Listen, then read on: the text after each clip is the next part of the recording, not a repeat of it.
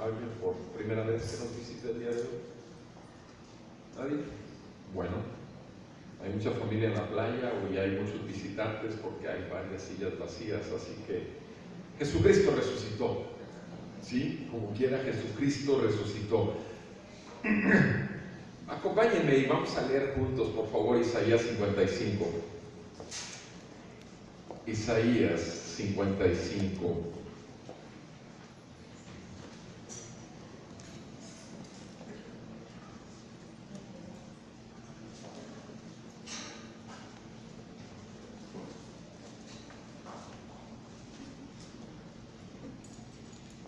Isaías capítulo 55. Vamos a leer el 10 y el 11 juntos, por favor.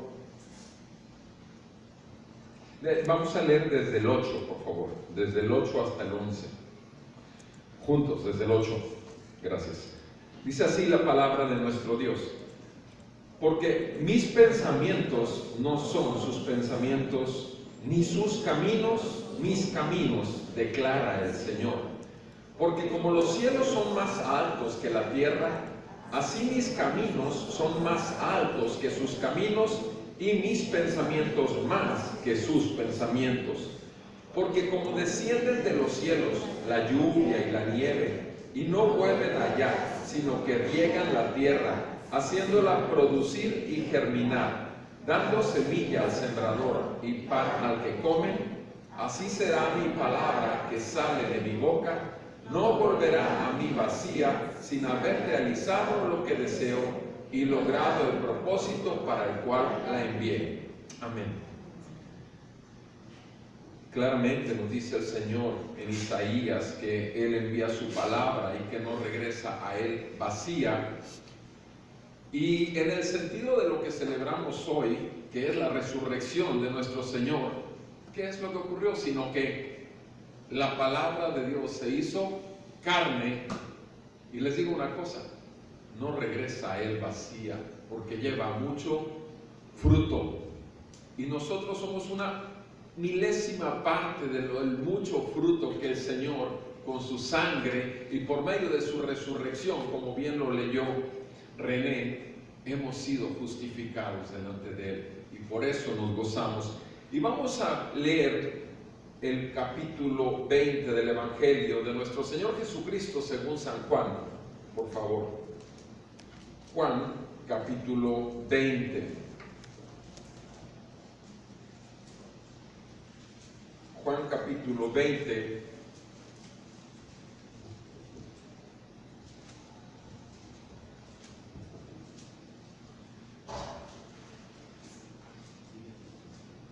Dicen así las Sagradas Escrituras. Y el primer día de la semana, María Magdalena fue temprano al sepulcro, cuando todavía estaba oscuro, y vio que ya la piedra había sido quitada del sepulcro. Entonces corrió y fue a Simón Pedro y al otro discípulo, a quien Jesús amaba, y les dijo: se han llevado al Señor del sepulcro y no sabemos dónde le han puesto. Salieron pues Pedro y el otro discípulo e iban hacia el sepulcro. Los dos corrían juntos, pero el otro discípulo corrió más aprisa que Pedro y llegó primero al sepulcro. E inclinándose para mirar adentro, vio las envolturas de lino puestas allí, pero no entró. Entonces llegó también Simón Pedro tras él, entró al sepulcro y vio las envolturas de lino puestas allí y el sudario que había estado sobre la cabeza de Jesús, no puesto con las envolturas de lino, sino enrollado en un lugar aparte. Entonces entró también el otro discípulo, el que había llegado primero al sepulcro, y vio y creyó, porque todavía no habían entendido la Escritura, que Jesús debía resucitar de entre los muertos. Los discípulos entonces se fueron de nuevo a sus casas, pero María estaba afuera, llorando junto al sepulcro, y mientras lloraba se inclinó y miró dentro del sepulcro, y vio dos ángeles vestidos de blanco sentados donde había estado el cuerpo de Jesús, uno a la cabecera y otro a los pies. Y ellos le dijeron: mujer, ¿por qué lloras? Ella les dijo: porque se han llevado a mi Señor y no sé dónde lo han puesto. Al decir esto se volvió y vio a Jesús que estaba allí, pero no sabía que era Jesús. Jesús le dijo: mujer, ¿por qué lloras? ¿A quién buscas? Ella pensaba que era el hortelano y le dijo: Señor, si tú te lo has llevado, dime dónde lo has puesto y yo me lo llevaré. Jesús le dijo: María. Ella, volviéndose, le dijo en hebreo: Raboni, que quiere decir maestro. Jesús le dijo: suéltame, porque todavía no he subido al Padre, pero ve a mis hermanos y diles: subo a mi Padre y a su Padre, a mi Dios y a su Dios. Fue María Magdalena y anunció a los discípulos: he visto al Señor, y que Él le había dicho estas cosas. Entonces, al atardecer de aquel día, el primero de la semana, y estando cerradas las puertas del lugar donde los discípulos se encontraban por miedo a los judíos, Jesús vino y se puso en medio de ellos y les dijo: paz a ustedes. Y diciendo esto, les mostró las manos y el costado. Entonces los discípulos se regocijaron al ver al Señor. Jesús entonces les dijo otra vez: paz a ustedes. Como el Padre me ha enviado, así también yo los envío. Después de decir esto, sopló sobre ellos y les dijo: reciban el Espíritu Santo. A quienes perdonen los pecados, estos les son perdonados. A quienes retengan los pecados, estos les son retenidos. Tomás, uno de los 12, llamado el Dídimo, no estaba con ellos cuando Jesús vino. Entonces los otros discípulos le decían: hemos visto al Señor. Pero él les dijo: si no veo en sus manos la señal de los clavos, y meto el dedo en el lugar de los clavos, y pongo la mano en su costado, no creeré. 8 días después, sus discípulos estaban otra vez dentro, y Tomás con ellos. Y estando las puertas cerradas, Jesús vino y se puso en medio de ellos y dijo: paz a ustedes. Luego dijo a Tomás: acerca aquí tu dedo y mira mis manos. Extiende aquí tu mano y métela en mi costado, y no seas incrédulo, sino creyente. Respondió Tomás y le dijo: Señor mío y Dios mío. Jesús le dijo: porque me has visto, has creído. Dichosos los que no vieron y sin embargo creyeron. Y muchas otras señales hizo también Jesús en presencia de sus discípulos, que no están escritas en este libro, pero estas se han escrito para que crean que Jesús es el Cristo, el Hijo de Dios, y para que al creer tengan vida en su nombre. Amén. Padre, te damos tantas gracias, Señor, por haber enviado a tu Hijo Jesucristo al mundo, no para condenarlo, sino para que fuera salvo por medio de él. Te damos gracias, Señor, que después de que nuestro Señor Jesús resucitó de los muertos, envió otro Consolador, el Espíritu Santo, que nos guiará a toda verdad.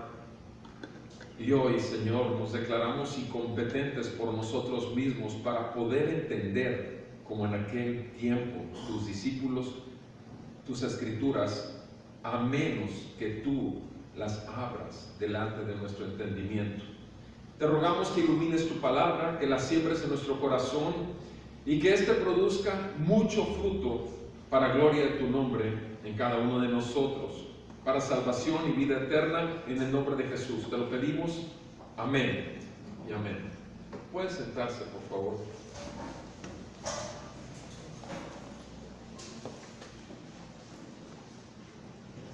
El día de ayer me hablaba una paciente 70 y tantos años de edad y me decía: doctorcito, doctorcito, por favor, no se vaya a fastidiar de mí, doctorcito. No se va a fastidiar, ¿verdad? No se preocupe. Doctorcito, no se va a fastidiar, ¿verdad? Obviamente ayer me habló después de 12 veces en los últimos 3, 4 días. Pero es que tengo miedo de morir. Es que no me va a pasar nada. Y esta fue la última de las veces que me ha hablado esta semana, y me decía la primera vez que empezó a hablar esta semana, después de haber ido a verme a consulta: todos los doctores se fastidian de mí, todos. Y por eso ayer decía: usted no se va a fastidiar de mí. Pero ¿saben una cosa? Esta inseguridad, este miedo, hablar nada más para decir: es que esta ampolleta no me va a hacer mal porque por ahí me dijo fulanito, por ahí me dijo sutanito. Ella ya tenía un prejuicio, ya tenía una preconcepción, ya tenía bien establecido lo que quiere creer. De hecho, ella está segura que voy a ser uno más en la lista de los doctores que se fastidian de ella y terminan lanzándola. Ella ya tiene esto. Exactamente como lo tenía María Magdalena. María Magdalena ella ya estaba segura, sí, se llevaron el cuerpo, se lo llevaron. Ella tenía su idea bien fija y nadie la podía mover de ahí. Es interesante en este capítulo 20 cómo empieza el apóstol Juan el libro, porque dice: y el primer día de la semana María Magdalena fue temprano al sepulcro. El primer día de la semana es el primer día de la semana, es domingo. María Magdalena va al sepulcro siendo muy temprano, domingo. El viernes, ¿qué había pasado? El viernes Pilato había dicho: he aquí el hombre. Cuando lo dijo en el 6º día de la semana. He aquí el hombre, señalando a Jesús. Y el sábado fue el 7º día, y en el 7º día el Señor que creó toda la tierra reposó. En el 6º día el Señor hizo al hombre. En el 6º día Pilato declara que Jesús es el hombre. Pero cuando estamos viendo aquí que el primer día de la semana, este primer día de la semana, Jesús viene a mostrarnos una nueva creación. Ya el primer Adán había sido sustituido por un nuevo Adán.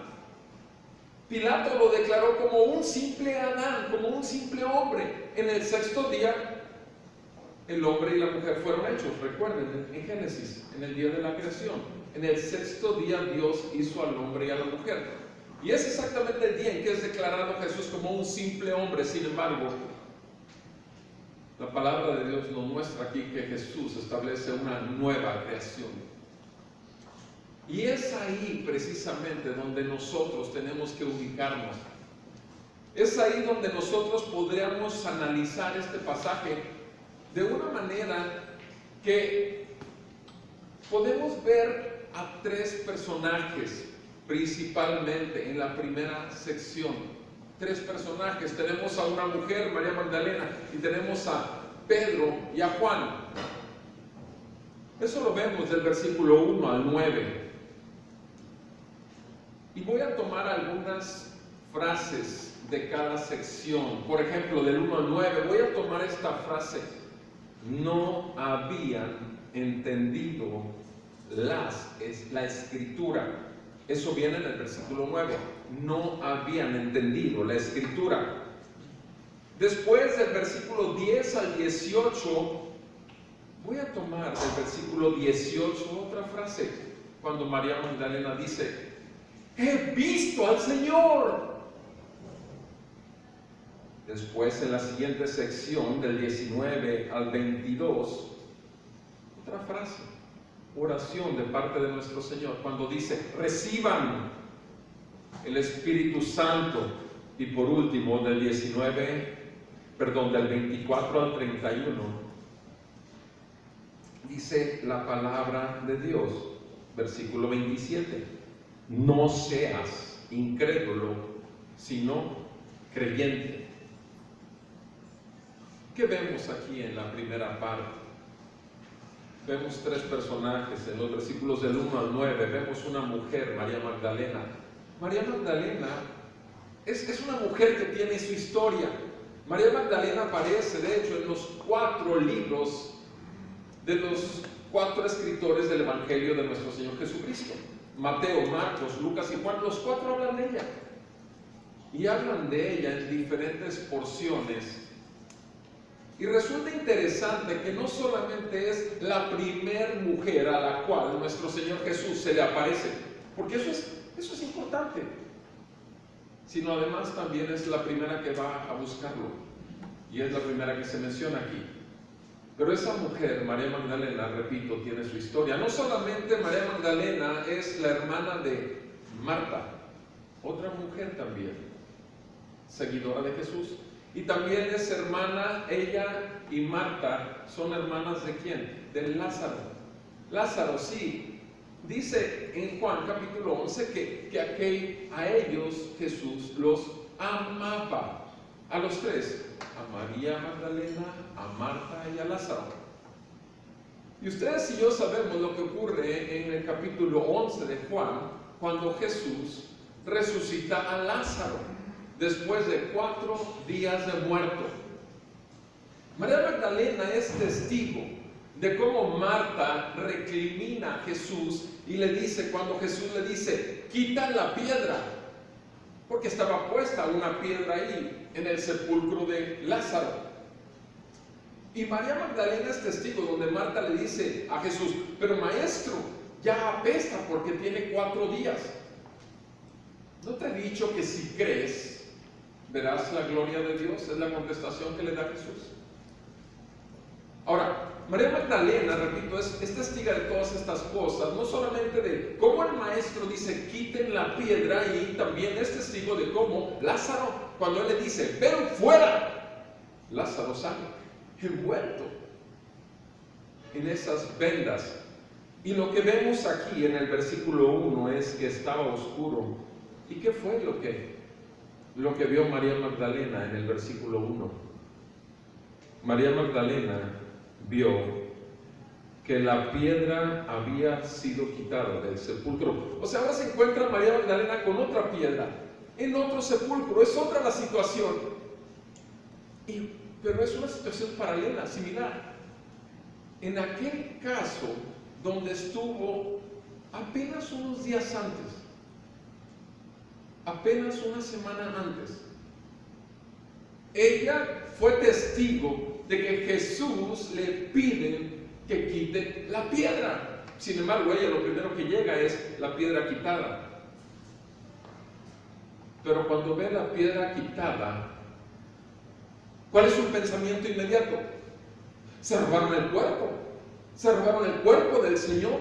O sea, ella bajo ninguna circunstancia, esto es muy importante, amados hermanos, bajo ninguna circunstancia puede concebir que aquel que resucitó a Lázaro una semana antes, que aquel que dijo yo soy el camino, la verdad y la vida, aquel que dijo el que cree en mí resucitará, no le cabe, por aquí no le cabe la posibilidad de que realmente Jesucristo haya podido resucitar, no le cabe. Es más, podemos confirmar esto que estoy diciendo. ¿Por qué? Porque ella está segura que se robaron el cuerpo de Jesús. De hecho, ¿qué es lo que hace en el versículo 2? Ella ve la piedra quitada, no hace otra cosa más que salir corriendo, porque ya tiene su idea prefijada. Sale corriendo y va ¿con quién? Con Simón Pedro y con Juan, el discípulo que Jesús amaba. ¿Y qué les dice? Se han llevado al Señor del sepulcro, se lo han llevado y no sabemos dónde lo han puesto. ¿Qué es lo que pasa? Ella ya tiene, repito, un concepto. De hecho, ¿qué dice en el versículo 13? Cuando los ángeles le preguntan, ¿pero por qué lloras? En el versículo 13, ¿cuál es la respuesta de María Magdalena? Porque se han llevado a mi Señor y no sé dónde lo han puesto. ¿Qué pasa más adelante? Ve al mismo Jesús, sin embargo lo identifica como el hortelano, dice aquí. ¿Y qué es lo que le dice a Jesús? Sin darse cuenta que es Jesús, en el versículo 15. Él le pregunta, ¿por qué lloras? ¿A quién buscas? Señor, si tú te lo has llevado, dime dónde lo has puesto y yo me lo llevaré. O sea, ¿se fijan? Una y otra vez, ella tiene su concepto de lo que acaba de suceder. Amado hermano, amada hermana, es un gran problema el que tenemos los creyentes, porque aún habiendo conocido a Jesús, aún habiendo caminado con Él en algún trayecto de nuestras vidas, ya como creyentes, sin embargo todavía somos capaces de nosotros mismos interpretar las circunstancias antes de preguntarle directamente al Señor de toda la creación, ¿cuál es el motivo de mis circunstancias? ¿O qué es lo que tú quieres que yo vea? Y no solamente la piedra quitada, porque la piedra quitada no es el problema es que tenemos un corazón tan duro como piedra, que en ocasiones juzgamos aún las acciones que Jesús realiza alrededor de nuestras vidas o en nuestras vidas, y lo juzgamos equivocadamente. Aquí vemos una y otra vez cómo esta mujer está aferrada, estaba segura que se había llevado el cuerpo de Jesús. Ahora, esto que ella está creyendo, ¿qué es? Sino una ¿qué? Una mentira. O sea, esto puede creerlo ella. ¿Quién es ella? Esa mujer es una mujer que cuando Jesús entró a la casa de Simón el fariseo, que había sido también leproso y que había preparado una cena, esa cena casi para celebrar la resurrección de Lázaro, y ahí estaba sentado a la mesa ¿quién? Lázaro, María Magdalena y Marta. Sí, estaban ahí en la cena. Lázaro, la palabra dice que Lázaro estaba sentado, y dice que María Magdalena aparece ahí en la escena y trae un frasco de alabastro con un perfume muy caro de nardo, carísimo. Y en Lucas nos dice que esa mujer era pecadora. Y esa mujer pecadora, si revisas las 4 escenas de los 4 libros, Mateo, Marcos, Lucas y Juan, te vas a encontrar en una que vacía el perfume en su cabeza, y en otros libros, en que está en sus pies, ungiéndolos, ese perfume, llorando y aún limpiando con su cabello. Esa mujer que realiza un acto de adoración a Jesús y que lo está ungiendo, y en Lucas capítulo 7 explica a Jesús que esa mujer lo está ungiendo para su muerte, preparándolo para su muerte. Y cuando Simón y cuando Judas y varios ahí se cuestionan, pero ¿qué no se da cuenta que es una pecadora, que se está tocándola, que se está acercando a él? Y en el capítulo 7 de Lucas hay un diálogo muy interesante donde Jesús cuestiona a Simón y le dice, mira, esta mujer desde que llegué no ha dejado de lavarme los pies. Yo llegué y lo normal en cualquier casa que llegas es lavarte, el anfitrión te lava los pies, y ella no ha dejado de ungirme y llorar y de besar mis pies, y tú no me has dado ni siquiera un beso, un saludo. Y él le dice, ¿quién ama más?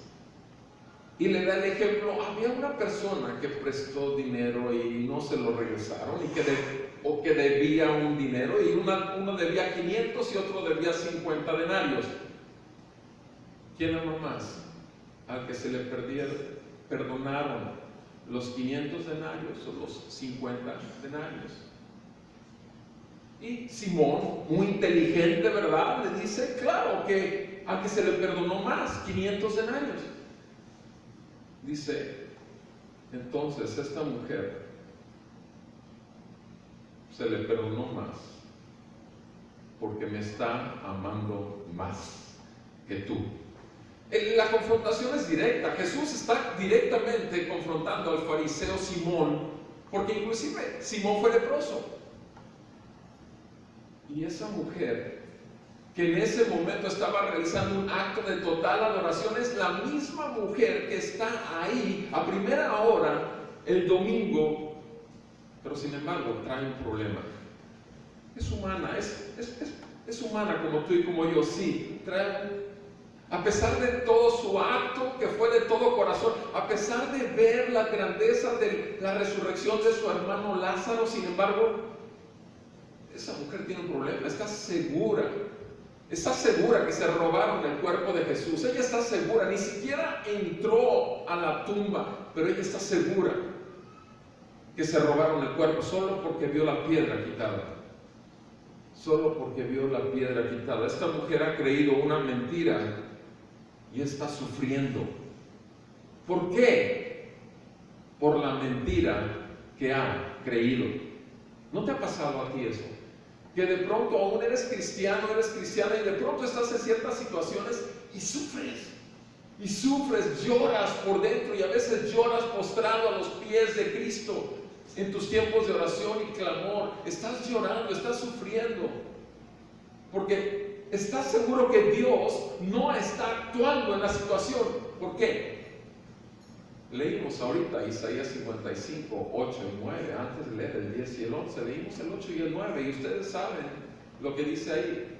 Mis caminos no son tus caminos, y mis pensamientos no son tus pensamientos. El Señor tiene su manera de hacer las cosas muy diferente a nuestras maneras. El asunto es que queremos interpretarlo, queremos explicarlo. Y el asunto que Él nos pide solamente es creer.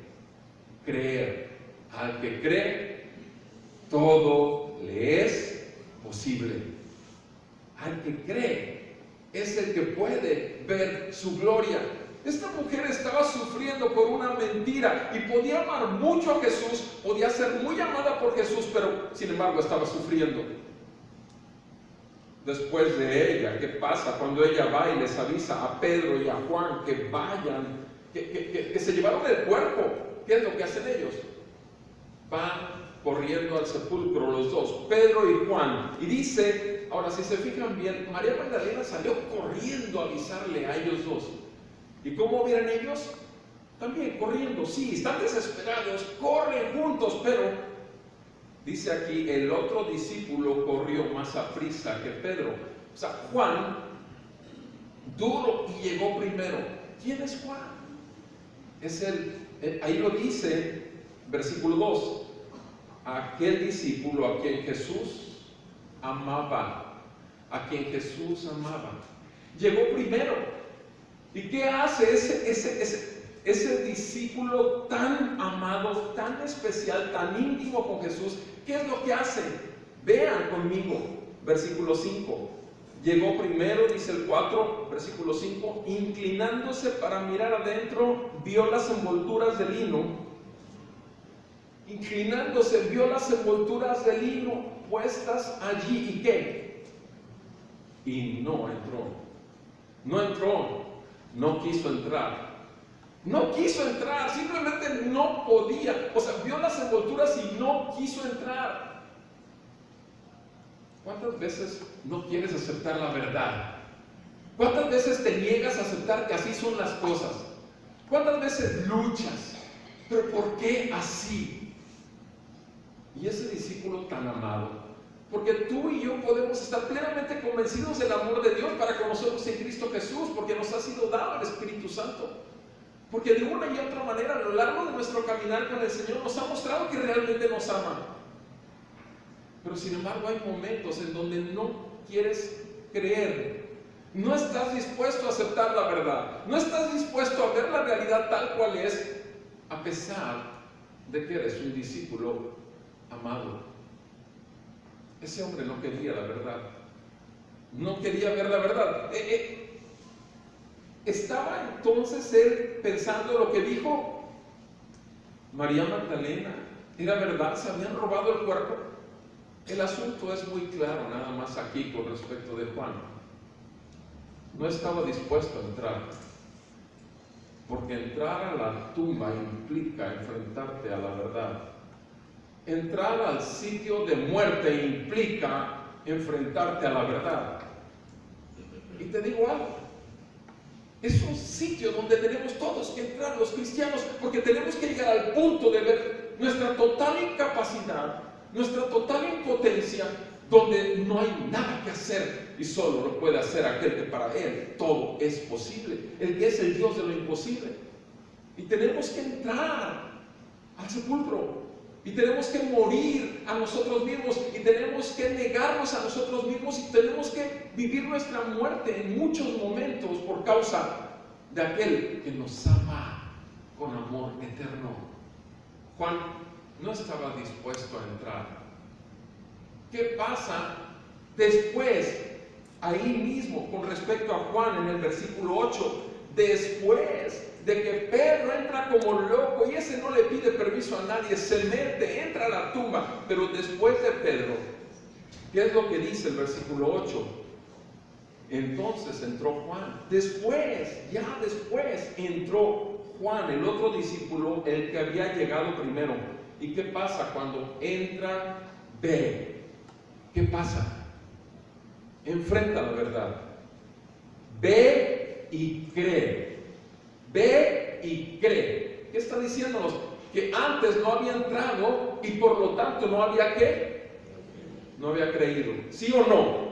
Es la verdad, porque no quería la verdad. Amados, Jesús es la verdad, pero la palabra de Dios es verdad. Y habrá veces en donde la verdad nos golpea tan de frente que preferimos mejor hacer como que no escuchamos nada de parte del Señor, y preferimos no ver ese lado que Dios quiere que veamos, y aún que está volteando nuestro rostro para enfocarnos ahí y poder ver la verdad, porque vamos a ser santificados por ella.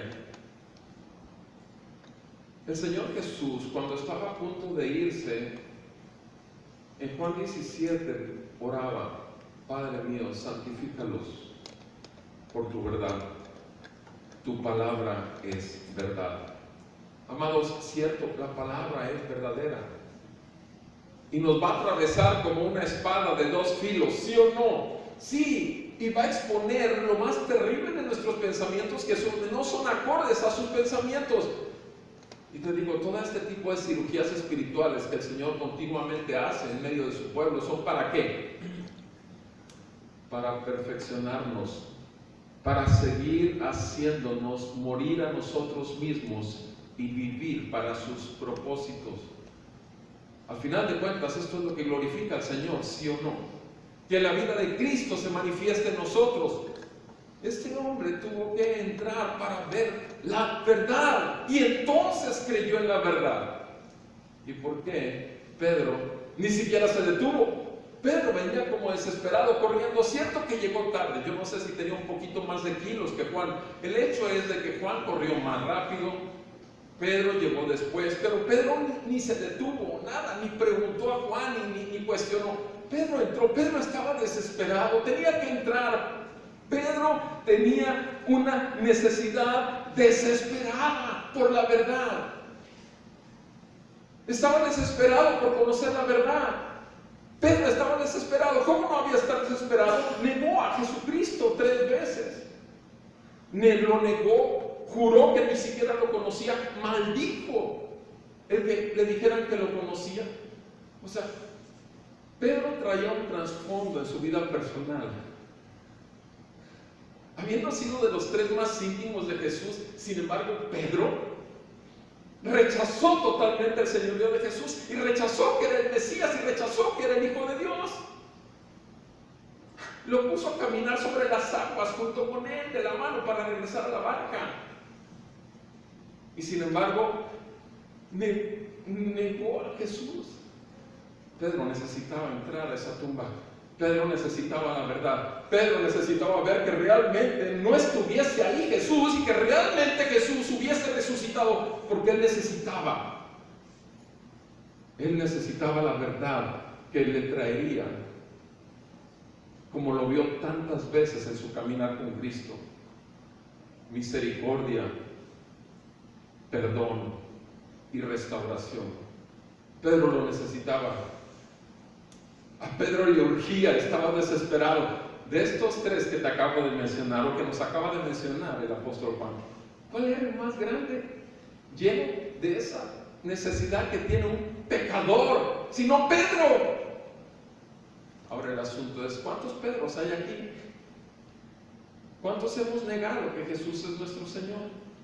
¿Cuántos hemos rechazado porque preferimos mejor la gloria de los hombres y que no sepa que soy cristiano? Y si puedes, escondes mejor la Biblia, y si puedes, al final de cuentas te echas unas copas, total, y unos cigarros, y si puede, y si hay algo más, pues algo más, pero te metes en lo mundano, porque al final de cuentas no es el problema. O sea, Jesús está en los cielos, yo estoy aquí en la tierra. Amados, eso somos nosotros. Tenemos una naturaleza pecaminosa, y dice la palabra claramente que nosotros somos infieles y Él permanece fiel. Y dice la palabra en Juan 10 que si tú eres de Él, nada ni nadie jamás te arrebatará de su mano. Nadie. Ahora, lo terrible de todo es, ¿cuántos de nosotros queremos volver a caer en manos del padre de la mentira? Porque eso fue lo que hizo Pedro. Se puso otra vez las cadenas del pecado y mintió abiertamente contra Jesús. Pero sin embargo, ahí está. Pedro entra a la cueva, entra al sitio de muerte, porque Pedro sabe que tiene que morir juntamente con Cristo. Amados, esto es resurrección. La vida de Cristo real en la vida del creyente solo se da en estos casos. Amados, no es gratuito que estemos viendo estas tres personitas que son iguales que tú y que yo, donde andamos de repente interpretando equivocadamente al Señor, como lo hizo María Magdalena, donde a pesar de que nos hemos sentido tan amados, sin embargo no queremos oír lo que nos quiere decir en forma verdadera, porque la verdad la queremos evitar. O la tercera cosa, donde realmente de plano le fallamos y pecamos contra Él. Necesitamos entrar a la tumba. Necesitamos ir al sitio de muerte de nuestra carne. Necesitamos morir a nosotros mismos y realmente vivir para Él, aquel que pagó por nosotros con su sangre. ¿Por qué sucedieron estas cosas en estos tres preciosos discípulos de Jesús? ¿Por qué sucedieron? Aquí lo dice en el versículo 8, perdón, en el 9, porque todavía no habían entendido la Escritura. Porque todavía no habían entendido la Escritura. ¡Qué gozo de Pedro poder entrar a la tumba y encontrarse! ¿Qué? En el versículo 6, entró al sepulcro y vio las envolturas de lino puestas allí. Vio al sudario que había estado sobre la cabeza de Jesús, no puesta junto con las envolturas de lino, sino enrollado en un lugar aparte. ¿Por qué dice esta porción la Escritura? Porque esto echa por tierra en Pedro lo que le acaba de decir María Magdalena. Si se hubiesen llevado el cuerpo de Jesús, ¿tú crees que le hubieran quitado las vendas? ¿Tú crees que las hubieran puesto muy enrolladitas ahí y el sudario en otra parte bien acomodadito? Pero así como está de ordenado el sitio de muerte, Pedro se da cuenta que solo Jesús puede poner en orden su propia vida, que está desordenada. Amados, Él es el creador de todas las cosas. Él lo primero que hizo en la creación es poner orden en la creación, y Él quiere poner orden en nuestras vidas. ¿En dónde está Él en tu vida? ¿En qué lugar lo tienes puesto? Amados, necesitamos entrar al sitio donde estemos muertos a nosotros mismos y vivos para Cristo. Ese es el sitio realmente de victoria. 2 oraciones no contestadas. 2 oraciones no contestadas hacia Jesús. Sí, hacia Jesús. Jesús, ¿acaso en Getsemaní no le pidió al Padre: Padre, si es posible, pasa de mí esta copa? ¿Se lo pidió o no se lo pidió? Digo, si no, no lo hubiera mencionado siquiera. ¿Se lo pidió o no se lo pidió? Sí se lo pidió. Yo sé que para ti todas las cosas son posibles. Si puedes, pasa de mí esta copa. Estaba haciéndole una petición. Inmediatamente después dijo: pero no se haga mi voluntad sino la tuya. Pero la primera fue una petición. Y te digo una cosa: ¿cómo se quedó Dios? Totalmente callado. Y te digo que así va a pasar en tu vida. Así ya ha pasado en algunas ocasiones en tu vida y en mi vida. El Señor se queda callado, y esa es una contestación ya. Segunda pregunta que le hizo: Dios mío, ¿por qué me has abandonado? Contestación de Dios, ¿cuál fue? Silencio total. ¿Sí o no?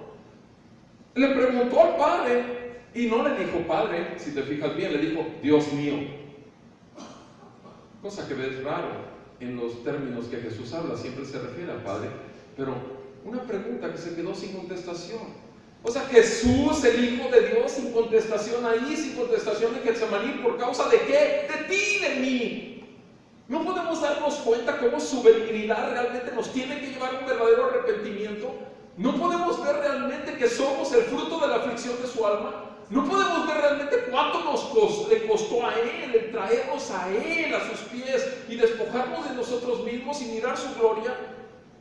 Amados, si esto no te parte el corazón, como lo vimos el viernes cuando Jesús está colgado ahí, esas últimas oraciones o frases que dijo, nada te va a hacer ver la gloria del Señor.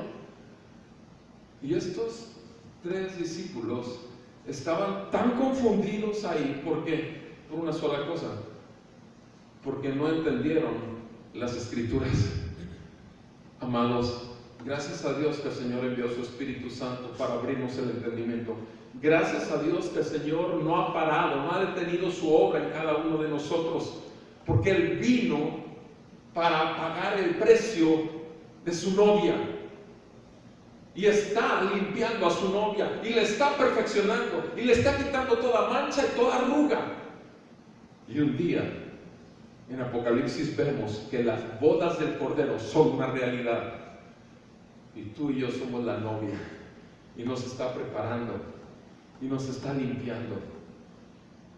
Vean lo que sucede con María Magdalena en el versículo 10. Los discípulos se fueron de nuevo a sus casas, pero María, ellos se fueron, salieron corriendo, se fueron otra vez. María, ¿qué pasó con ella? Ella seguía metida en su mentira. Estaba ahí afuera de la tumba, no podía apartarse de ahí. Amaba tanto al Maestro. Estaba esperando ¿qué? ¿A un Jesús vivo o a un Jesús muerto? ¿Qué clase de Dios estaba esperando ella? Obvio, quería el cuerpo, quería un Jesús muerto, quería un Dios muerto. Sí, ¿sabes una cosa? A veces nos acomoda muy bien tener un Jesús, un Dios del cielo, que esté metido en el cielo y que no se meta con nuestras vidas, porque nos acomoda más ¿a qué? A nuestra carne.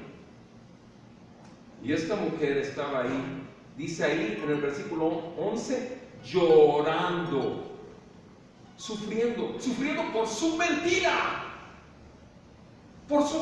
que había creído, llorando por su mentira, junto al sepulcro, eso sí, junto al sepulcro de Jesús. Vean cómo enfatiza el escritor: mientras lloraba, se inclinó, versículo 11, y miró dentro del sepulcro. Ahora sí, se asoma y vio, lo primero que había visto ella era una piedra quitada, pero ahora vio otra cosa. Vio dos ángeles vestidos de blanco sentados donde había estado el cuerpo de Jesús, uno a la cabecera, otro a los pies. Ahora, esto es tan común.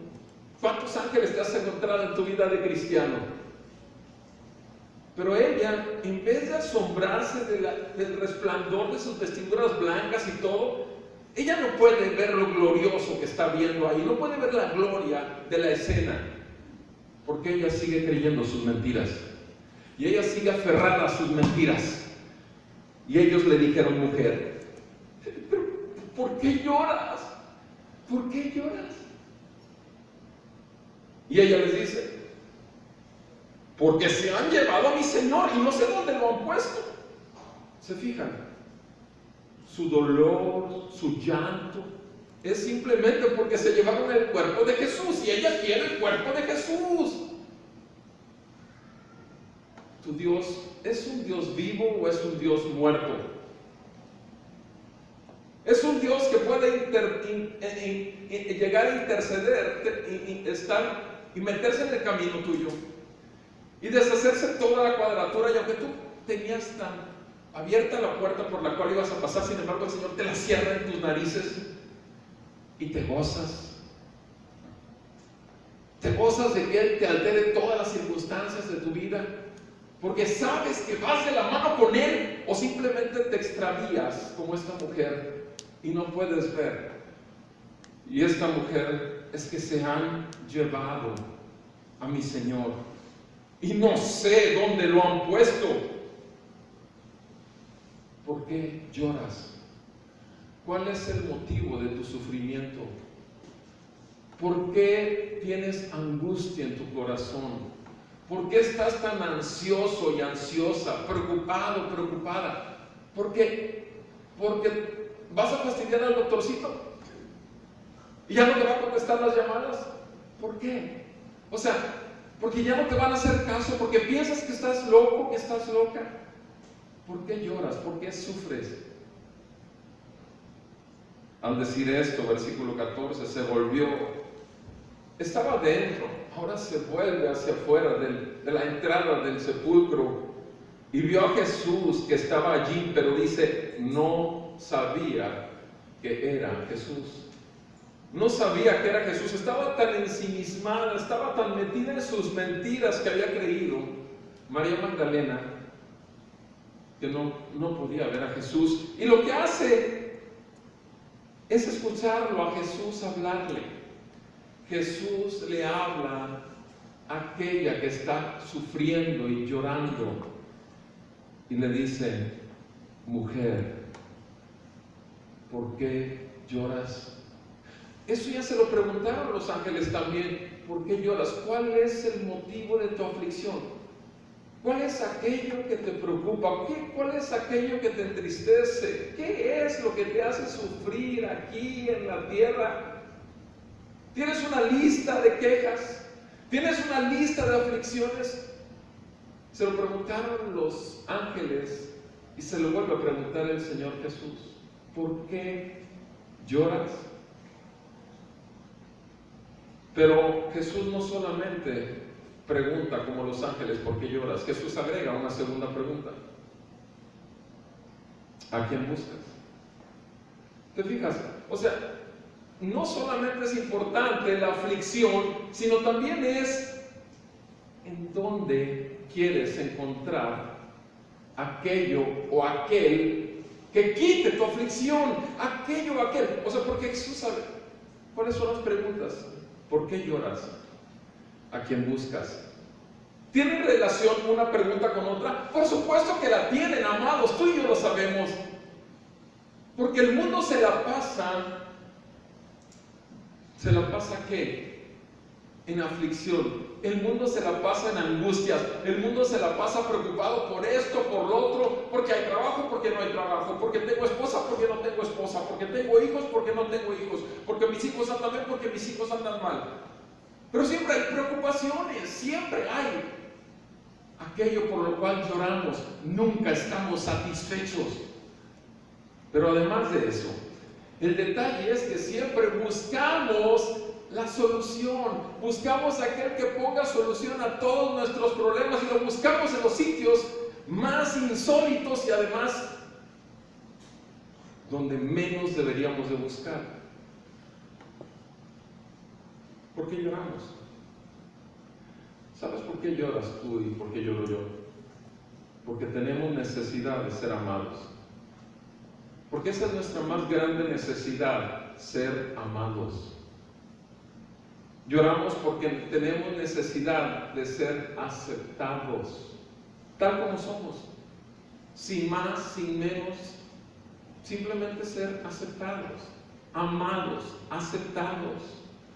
Queremos sentirnos protegidos, queremos sentirnos con propósito genuino en la vida, queremos sentirnos que no va a faltar la provisión, tener la certeza de que la provisión para cumplir el propósito en la vida ahí va a estar.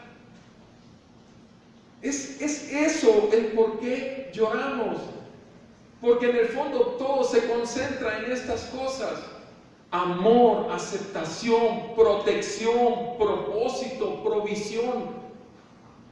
Son cosas que necesitamos y cuando no las vemos nos hace llorar. ¿A quién buscas?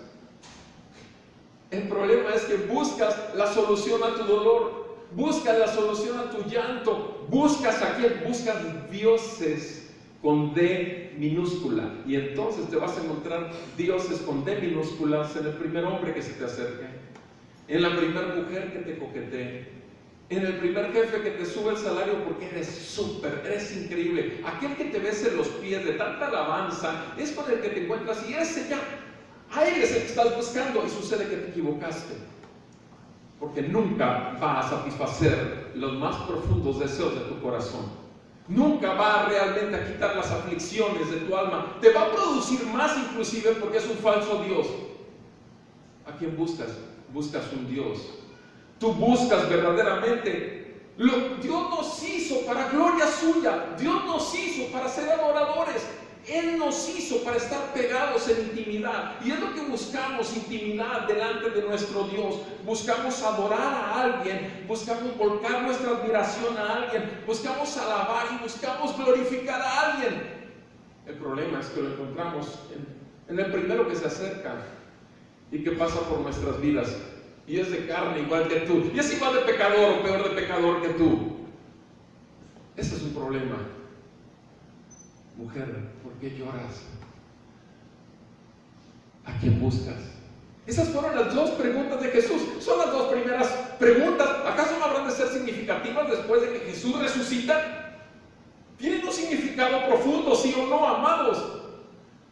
Después de ver estos tres personajes tan extraviados, porque no entienden la palabra del Señor, podemos ver que tienen sentido entonces sí estas dos preguntas que nos hace Jesús.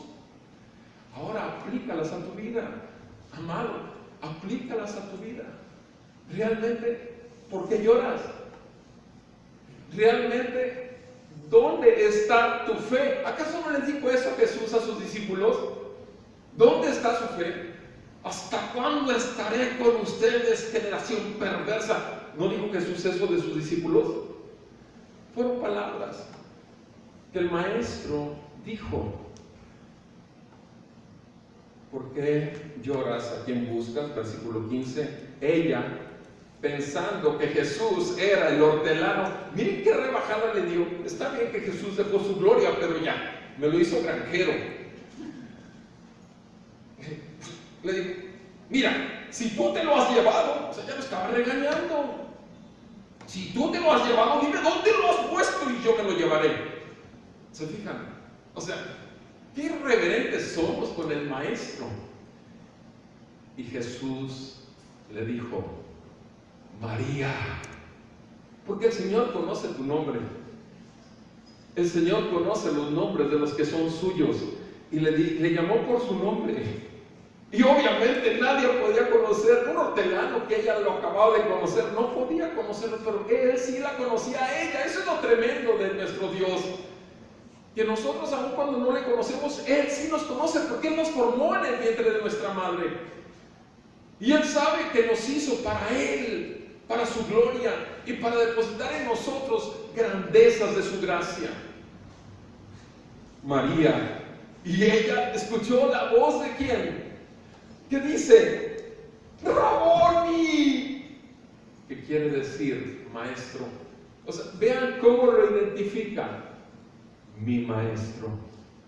Sí, aquel del cual escuchó tantas lecciones de vida, tantos sermones, tantas parábolas.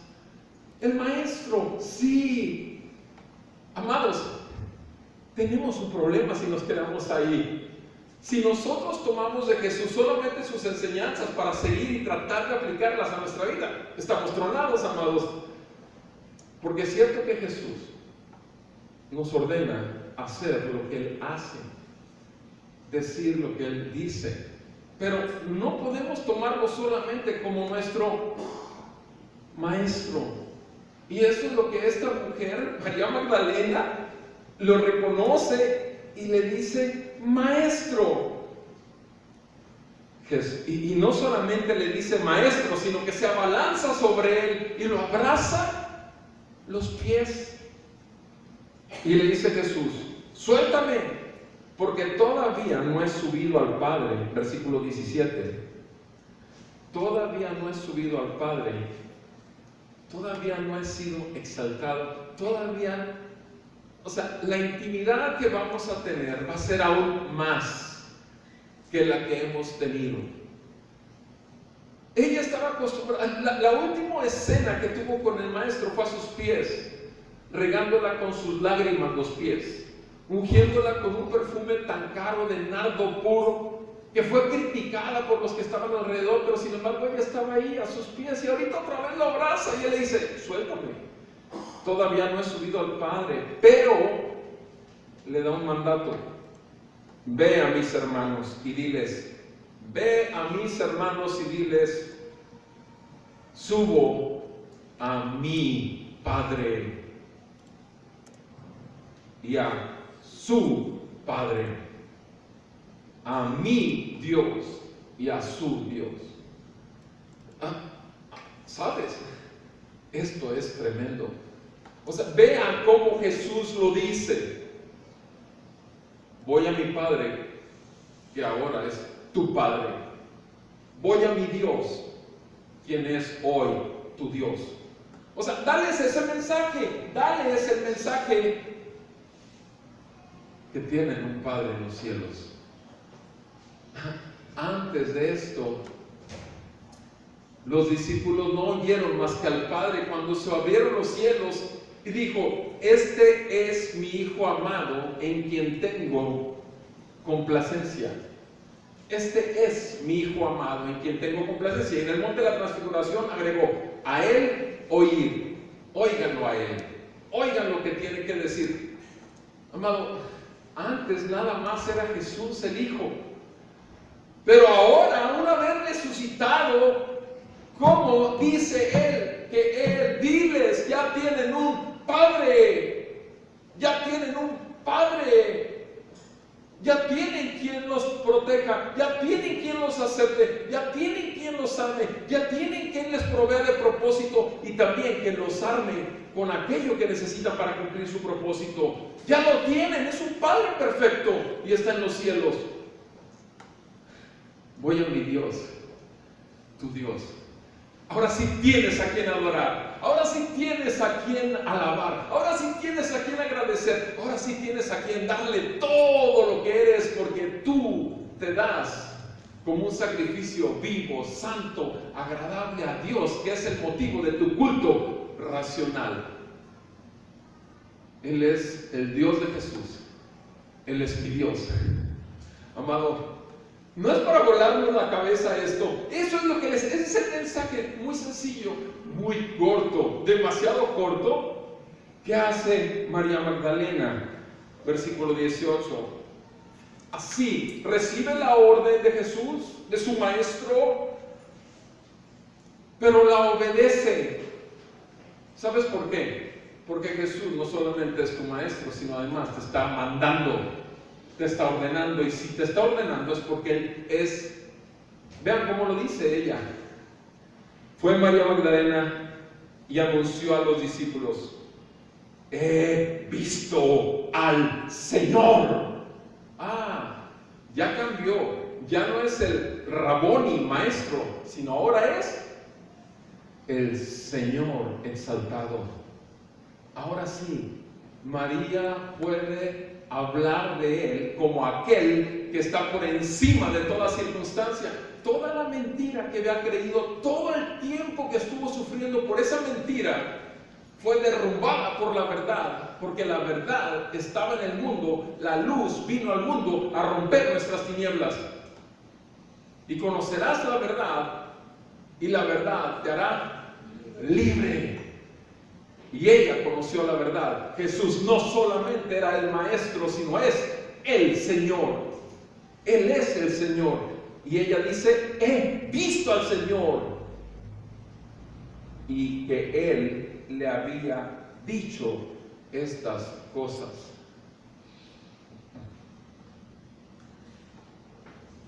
¿Qué tenemos que, cómo tenemos tú y yo que responder a esto? Mira, cuando Dios habla, no solamente vale la pena que pongamos mucha atención y escuchemos con un corazón dispuesto, pero la otra cosa es, necesitamos responder. Tú y yo necesitamos responder. Y lo primero que vimos es que ellos no habían entendido la Escritura. Y te digo algo, jamás vas a entender las Escrituras si no buscas las Escrituras. Pero es que no hay tiempo, es que hay mucho que hacer, es que hay mucha televisión y hay mucho. Jamás vas a entender las Escrituras si no las abres primero y le ruegas al Señor que abra tu entendimiento e ilumine los ojos interiores para que puedas captar las abundantes riquezas de su gracia para con nosotros los pecadores aquí en la tierra. Obvio, debemos de revisarnos y saber qué es lo que necesitamos escudriñar dentro de nosotros. Necesitamos escudriñarnos si nuestra vida es un estar totalmente en la depresión, si nuestra vida todo el tiempo es estar quejándonos y sufriendo. Si estamos quejándonos y sufriendo es que no hemos visto realmente el brillo de su gracia en nuestras vidas y somos unos malagradecidos y somos hijos de Dios. Si solo estamos sufriendo, amado, es porque estamos buscando que otros satisfagan nuestras necesidades.